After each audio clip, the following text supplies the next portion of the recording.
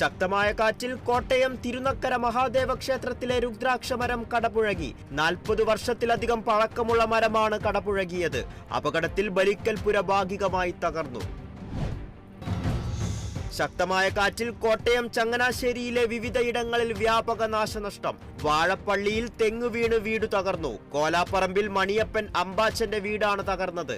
അപകടത്തിൽ കുടുംബത്തിന് പരിക്കേറ്റു. കോട്ടയം വൈക്കത്ത് വഴിയോര കച്ചവടക്കാരെ ഒഴിപ്പിക്കുന്നതിനിടെ സംഘർഷം.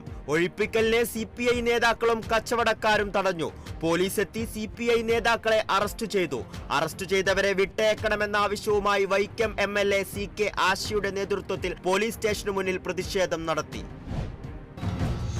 Thrissur Vemmenad MASM vocational higher secondary സ്കൂളിൽ രക്ഷിതാക്കൾ നേരിടുന്ന പ്രശ്നങ്ങൾ എന്ന വിഷയത്തിൽ സെമിനാർ സംഘടിപ്പിച്ചു.